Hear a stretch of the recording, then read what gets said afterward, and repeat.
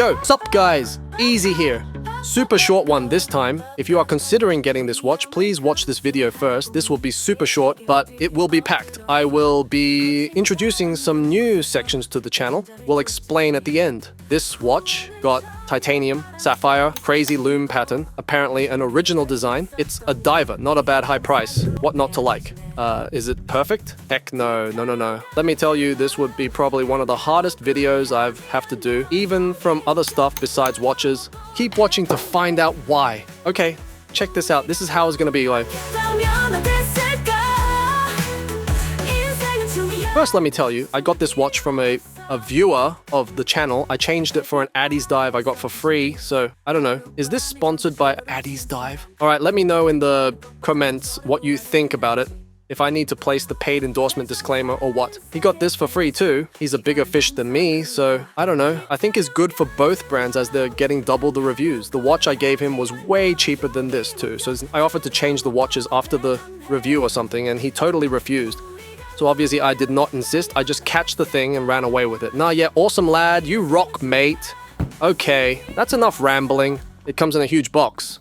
Okay, let's do a quick unboxing. Nice. Quick unboxing is the best kind of unboxing, so no need to take the plastics off. Like, there's a manual and this leatherette box. No plastics. The watch was already reviewed, so yours will arrive cleaner, and maybe I might be missing something. The watch, so it is light. I know if you buy a titanium watch, you will expect it is light, but it's almost too light. We'll check more on that later. So let's do a quick rundown of the specifications. The full name is Boderry Turtle. This number, 40mm diameter, 12mm thick, titanium case back and crown, all sandblasted titanium, screw down crown, and case back. Comfortable FKM band, H35 movement, blue ceramic bezel, sapphire glass, crazy lume application with some hexagon, like a hive on the dial. I'm not sure about that. Like BGW9, I asked them what is the green part, and so far I have no answer. If they tell me anything, I will update this part or drop a text in the description. The lume isn't very strong and doesn't seem to last too much. Let's see how does it fares on the 35 minutes lume test at the end. Okay, the weight. They say it weighs 81 grams. Here it's 81.6, but those numbers don't mean anything. Not in a vacuum. 81 what? That tells you nothing. How this feels is too light, too tinny. I'll be totally honest with you guys. I don't like it. This watch isn't bad or anything, but it is not for me. If you want to buy it, I don't want to be a Debbie Downer here. I just don't like it. For its size, it feels too light. Check this out. This one is smaller and weighs more. But, well, okay, it has a GMT movement inside, so I don't know if it weighs more because of that. But let's compare it with another of the same size and with the same NH35. Potentially, the weight difference is huge. Bear in mind, it's all in the case, as both movements are the same. I don't know. It feels like when I got a moon swatch that I decided not to buy, even for 40 bucks, as it felt too crappy. The quality isn't low or anything. It can withstand abuse that a moon swatch could only dream of. It is tough as hell, but titanium would be more for the Eagle 15, for F-22 fighters, or applications where the mass to strength ratio is important. Why? For a watch? Heck, not even a pilot watch, but for a dive watch? They included a lot of things in this watch that makes it an original design, but most feel like are without thoughts behind, just because. Check this out. If you select this one instead, you would fix 80% of what bothers me about it. Still not perfect, but it would be way less annoying for me. Okay, water resistance and diving functions, etc. First of all, this is a diver. It says 100 meters, 330 feet, which is plenty. You most probably won't go more than 5 or 6 meters underwater. It has a screw-down crown and case back. Others might claim 200 meters with this set of specs. Not too much to add, it's tougher than it looks. As the band is so heavy compared to the watch, it gives you the feeling the watch is plastic. You can take it off and feel like the current moves it like a leaf, like if you drop a watch it would sink like a brick.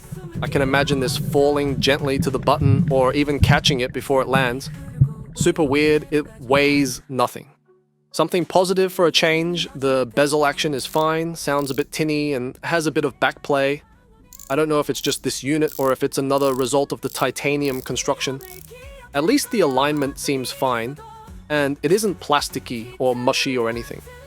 Another super important aspect of a diver is the lume, which is okay at best. It goes without saying. I'm not having fun using this one, guys, where I didn't have too big of a problem with the Pagani. This is a dive watch, so I won't be as lenient with it. Okay, let's go for the straps. This has a good thing going on for it. It has double lug holes, and for some reason, someone in Watch Crunch is super excited about that, so it might be important for you. It's fine, I'm being hard on it, but on this aspect, it beats the rest of my watches.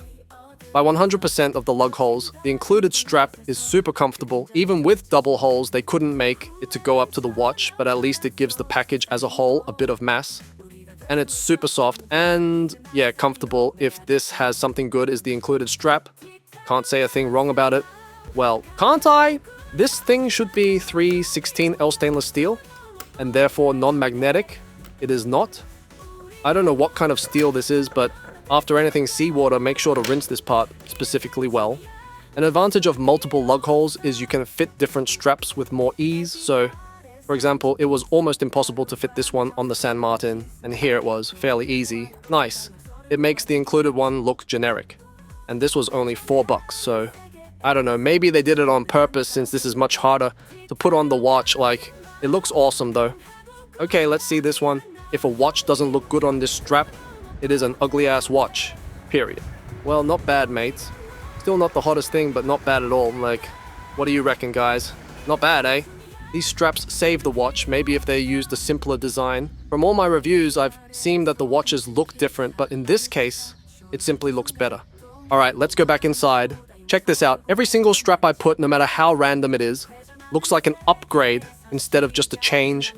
Included one is super comfortable, but looks-wise, I don't know. It looks just generic, but that could be just me. I'll give it that. Okay, let's try this one out. I don't know, nice, not bad, but if the others were a straight upgrade, this would be more like a side grade, more in line, so just different. Let's jump to the negatives. So, okay, the design is original, but it's like a mix of too many things. Like, doing something different than a more established design is awesome, but doing it better, or even matching it, is way more difficult. They used octagons for the markers, no circles. Technically it's not the same, but at just a few inches length, they look just like circles. Is not like the squares on the Pelagos or some shape that will catch you eyes. Then you have to make sure you align all those octagons right. On this one, all seem well aligned, but it's like too much work for something you almost can't appreciate. Then they put that lume pattern on the dial with hexagons instead, so I don't know, no making it easy for themselves here, are they? I already mentioned the lack of weight, the use of titanium in general. It's like they are doing a lot of things without payoff.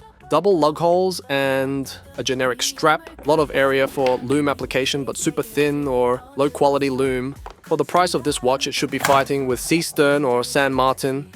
Instead, it gets beaten by a $40 Addies dive. By the way, a quartz watch that looks better finish with a far better redemption of the original Yacht Master case, and feeling way more solid, and for less than 4 times the price. Come on, if you want to use the material and do something original, maybe do something really out there. I am waiting for some crazy watch of a new company. Can't wait to receive them. Check this out. You can't say they are copying a Rolex, can you?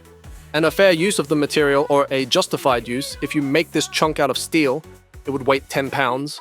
Original, but original, like really original, not turning circles into choppy circles. Adding random stuff. It's like some brands are created by designers, then after the fact, look how to produce their dream or how to make something out of it. And then there's these other brands that don't even seem to have a single designer hired in the whole company. I don't know, this is just my opinion, guys. I will leave the links on the description, so if nothing of what I'm telling deter you from still wanting to buy it, go for it. Maybe you just want to have a titanium watch and you don't care about these downfalls. If I had to buy one, I would try the bronze instead. But the same as I told before, the Zezimi was not average, not even for double the price. I think you can do far better than this one with other options in AliExpress. A lot of Addies, Steely's Patrick's, etc. I feel bad as I just want to get this review finished and move on, but I don't want to be overly negative or smashing the brand too hard. I just can place it together with my other cool watches reviews. So this takes us to the next part about the channel. I want to do reviews of watches I like, but inevitably from time to time, there will be some that maybe is not up to that standard, or that is good, but not of entirely of my liking with bad lume or something, or some sort of shorter reviews, more easy to do and produce, not cheap content, but maybe some unboxings or more streamlined light videos and making the longer, more expensive ones for the watches that deserve it, maybe some comparison videos, etc. So main part of the channel will remain the cool watches review. You can check the playlists here, you can see some extras, tests, etc. And this new playlist will contain these other more broad and simple videos. Leave me in the comments what you think. 35-minute lume test coming up.